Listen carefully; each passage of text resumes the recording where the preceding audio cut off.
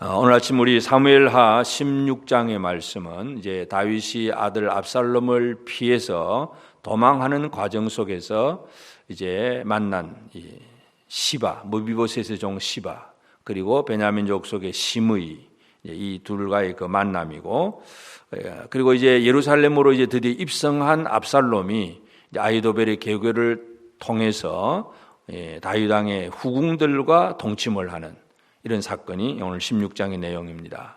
그래서 이 사무엘하 16장의 내용은 결국은 이제 하나님 앞에 범죄한 그 다윗, 죄의 결과로 죄를 지으면 이 죄 지은 사람이 이제 벌을 받게 되는데 그 징벌의 종류가 어떤 종류로 나타나고 있는가, 우리가 몇 가지를 그 첫째로 살펴볼 수가 있습니다. 첫째는 무비보셋의 종 시바는 이제 많은 이제 먹을 것 마실 걸 가지고 떡과 포도주와 금포도 이런 걸 가지고 와서 지금 급히 도망가는 다윗을 맞이하면서 다윗의 마음을 삽니다. 마음의 환심을 사고, 그러면서 다윗이 물어봅니다. 그럼 내 주인 사울의 아들, 주인의 아들이 어디 있느냐 물어보니까 그가 말하기를 3절에 보면 예루살렘에 있는데 그가 말하기를 이스라엘 족속이 오늘 내 아버지 나라를 내게 돌리리라 하나이다 하는지라.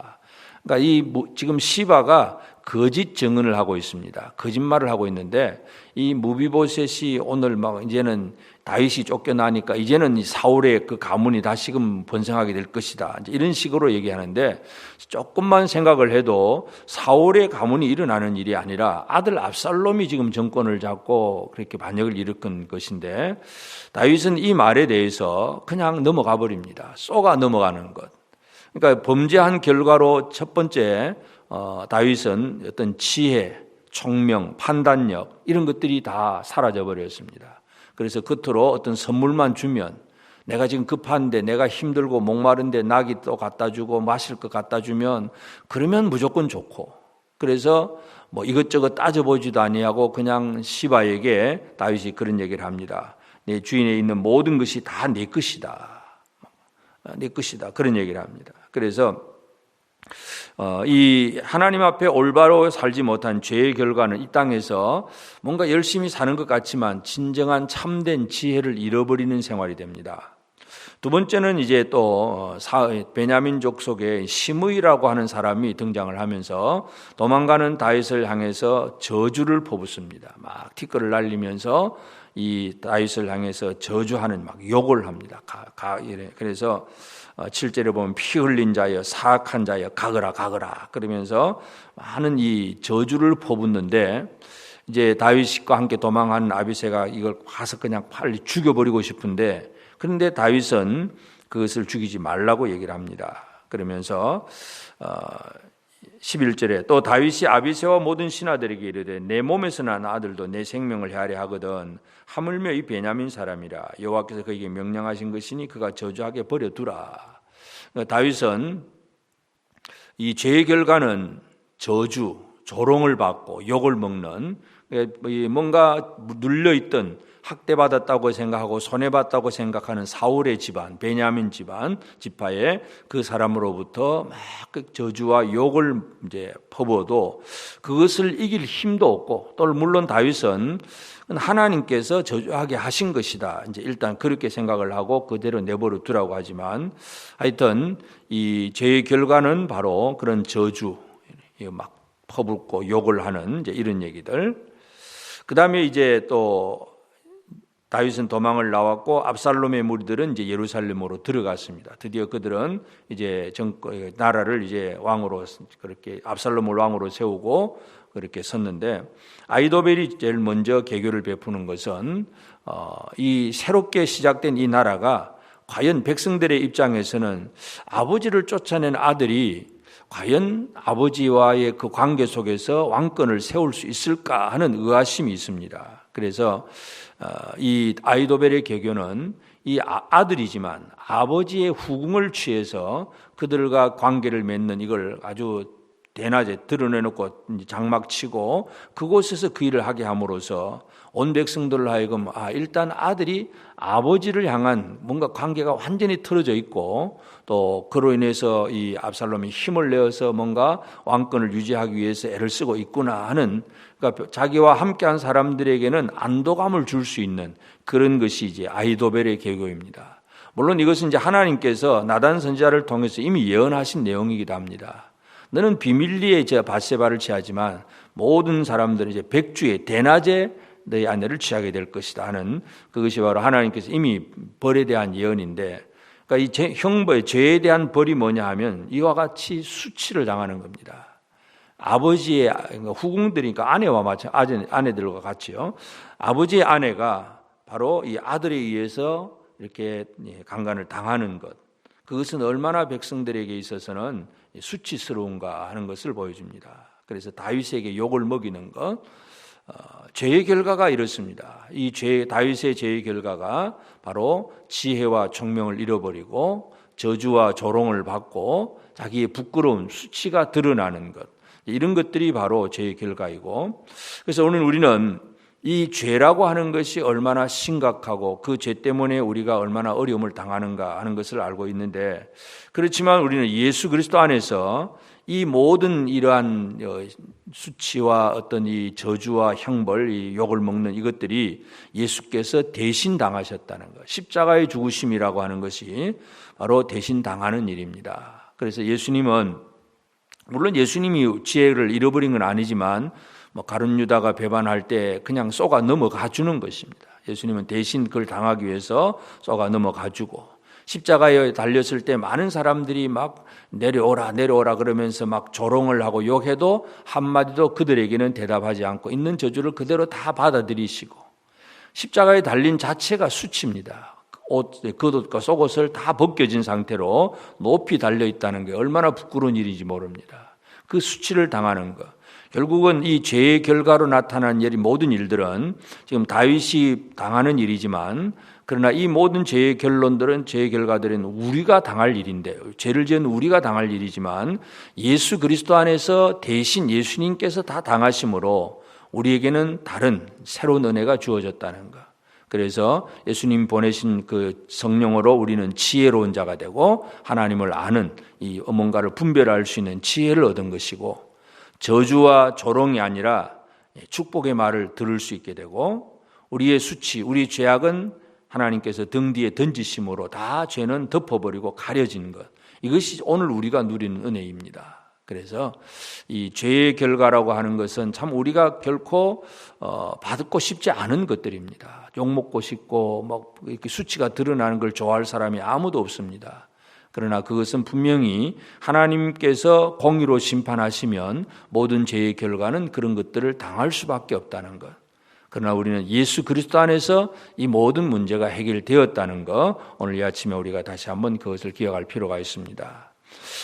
다윗은 이처럼 도망하는 과정 속에서 이렇게 막 저주를 받으면서도 그래도 다윗이 이 벌을 달게 받고 있다는 것.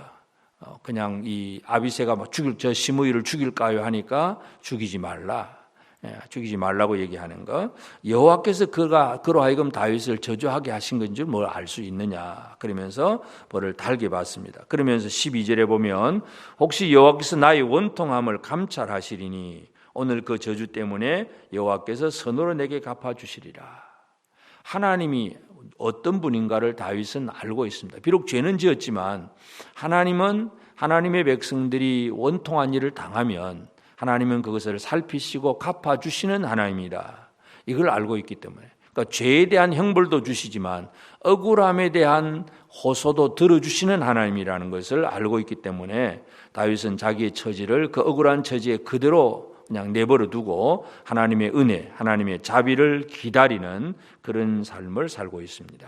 그래서 오늘 우리가 사무엘하 16장을 통해서 이 죄의 그 결과로 드러나는 여러 가지 많은 어려운 일들, 이것은 바로 오늘 우리가 당해야 될 일이지만 오늘 우리는 예수 그리스도 안에서 예수께서 대신 당하심으로 우리는 이것이 아니라, 이 저주가 아니라 축복의 말을 듣게 되고 수치가 아니라 영광의 자리에 앉게 되는 이 놀라운 은혜를 누리고 있다는 사실을 오늘도 기억하면서 첫째는 하여튼 우리가 죄를 짓지 않으려고 애를 쓰는 것, 이것이 가장 우선이 돼야 되고, 그리고 하나님의 은혜를 기다릴 줄 아는 것. 어떤 고난이 있을지라도, 어떤 힘든 자리가 있을지라도 주께서 나의 억울함을 풀어주실 것이라고 하는 그 하나님께 대한 소망을 두고 살아가는 생활, 이것이 오늘도 우리가 살아가야 될 삶입니다. 그래서 오늘 아침 우리가 함께 기도하면서 참 우리는 쉽게 이 세상 속에서 늘 죄를 지을 수 있는 그런 상황이고 그런 환경이기 때문에 늘 깨어서 자신을 돌아보는, 이런 자신을 정결케 하는 그 생활에 힘을 낼 수 있게 하시고, 또 그런 죄로 인해서 또 어떤 실수로 인해서 또 이렇게 징벌 가운데 있다고 할지라도 그래도 하나님께 대한 소망, 하나님이 회복시켜 주실 것이라고 하는 그 은혜에 대한 기다림, 이것을 결코 잃어버리지 않고 주님만 바라보는 삶을 살아가는 그런 우리가 되어서 결국은 모든 것을 회복해 하시는 주의 은혜, 우리가 예수 그리스도 안에서 다 이루어진 일이지만 예수 그리스도를 믿는 믿음 안에서 죄를 이기고 또 주님 주신 그 영광, 저주가 아니라 축복의 자리에 나아갈 수 있는 그런 우리의 삶이 다 되어지는 우리 모두가 되어지길 바랍니다. 기도하십시다. 하나님 아버지, 크신 은혜를 감사합니다. 오늘도 새 아침 주시고 또 깨어 기도하게 하셨사오니, 하나님 아버지, 우리의 삶을 돌아보면 여전히 우리가 이 땅에 사는 날 동안 우리도 참 자칫 잘못하면 언제든지 이 다윗과 같은 그런 죄를 범할 수 있는 그런 상황이고 또 그런 우리의 존재임을 고백합니다. 하나님, 죄라는 것이 하나님 앞에 잘못된 죄가 얼마나 큰 잘못이고 또 그로 인해서 하나님이 진노하심으로 어떠한 벌을 내리시는가를 저희들이 다시 한번 깨달아 알게 하시고, 또 아버지 하나님, 그럴지라도 우리가 이 죄 가운데 우리 스스로 문제를 해결할 수 없을 때에 아들을 보내시사 예수 그리스도로 말미암아 참으로 우리의 그 무지하고 또 어리석음이 성령의 그 지혜로 또 변화되게 하시고, 저주와 또 조롱과 욕이 축복의 말이게 되고 은혜와 격려의 말씀을 들을 수 있게 되고, 우리의 부끄러움이 드러난 그 수치가 아니라 영광이 자리에 앉을 수 있는 그 놀라운 은혜를 예수 그리스도로 말미암아 주신 것을 참으로 감사합니다.